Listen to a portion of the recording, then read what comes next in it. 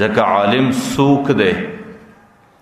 عالم غوستا غوندې انسان دی، نه د اسمانه راشوه سوی فرشته ده او نه د مځکې پر مخ باندې یو نبي او نبوت ورکول سوی انسان دی. هغې ستا غوندې د غوښو څه جوړ دی، هغې ستا غوندې د پوسته څه جوړ دی، هغې ستا غوندې د رګو د اډوکو څه جوړ انسان دی. که ستا سره نفس و شیطان در سره دی، د عالم سره هم نفس و شیطان ور سره دی. که ته د نفس و شیطان په دوکه کې راځې نو عالم هم د نفس و شیطان په دوکه کې راځي. دغه خبره تا ته چا پر غوږ درکړله چې عالم به د ګناه څه معصومي، عالم به د ګناه څه محفوظي، او د عالم څه به نافرماني نه کیږي، او د علماو څه به ګناه نه کیږي. دا تا ته په دماغ کې چا درکړې ده؟ هغې ستا د معاشرې انسان دی، ستا غوندې انسان دی.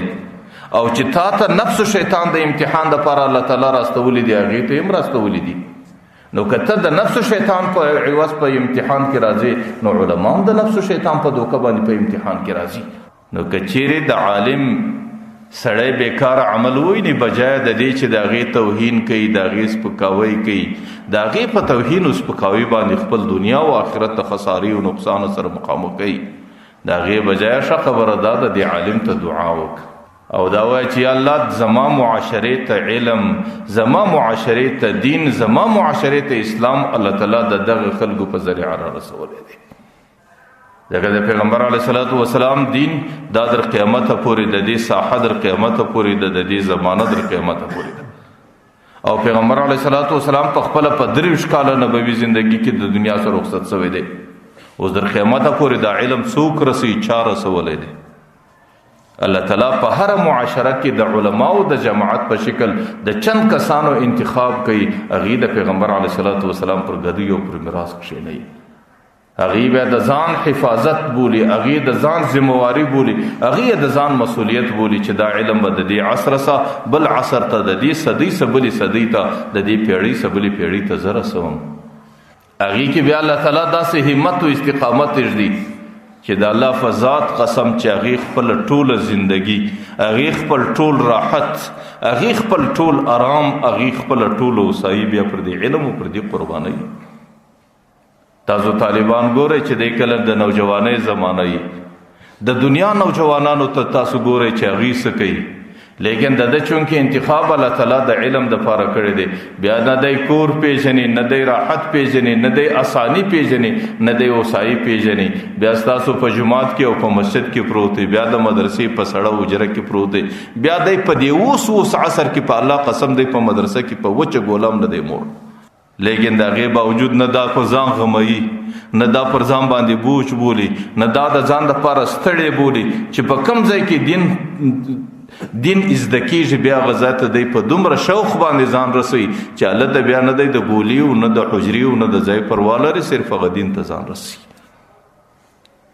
هغې وجه دا ده چې الله تعالی د دې انتخاب د دې مسؤلیت دپاره کړی دی، او دا د مسؤلیت دی چې دی به دا دین زده کوي، دا د مسؤلیت دی چې دی به دا دین در نورو انسانانو پورې، د خپلې صدۍ در انسانانو پورې رسوي.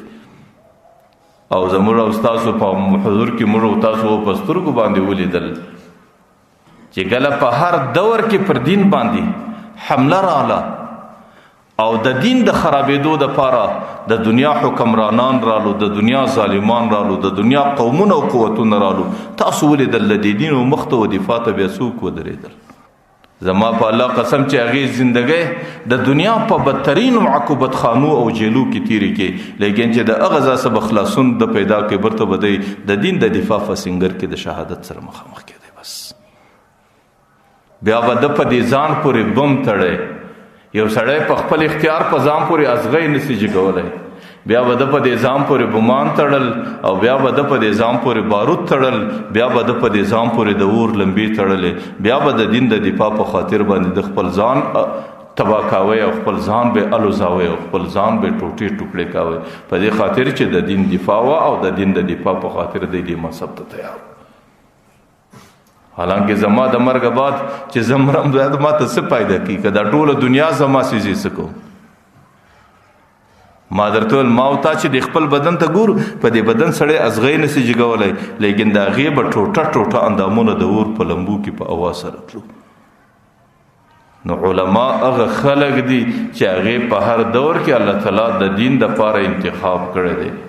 کچېری د یو نفس په دوکه باندې د شیطان په دسیسه باندې هغه ته په ګناه کې وویني، نو بجای د دې چې د هغه توهین کوي، د دې پر ځای چې د هغه سپکاوی کوي، د دې بجای چې د هغه غیبت کوي، د دې بجای چې د هغه څخه بدګمانه کیږي، هغه ته دعا وکړي چې الله زمان نسل ته علم د دې خلکو دین او اسلام د دې خلکو په ذریعه را رسیدلی.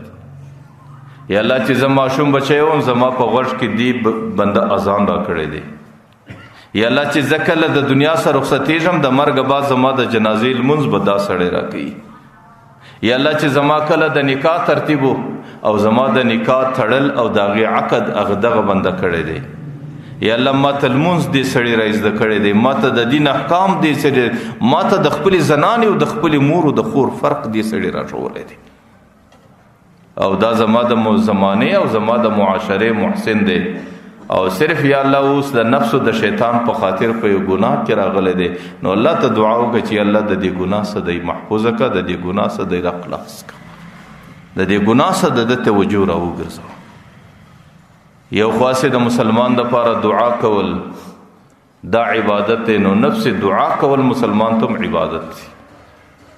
او په دعا سره د مسلمان همدردی کول، د مسلمان سره غمخواری کول دا هم عبادت دی.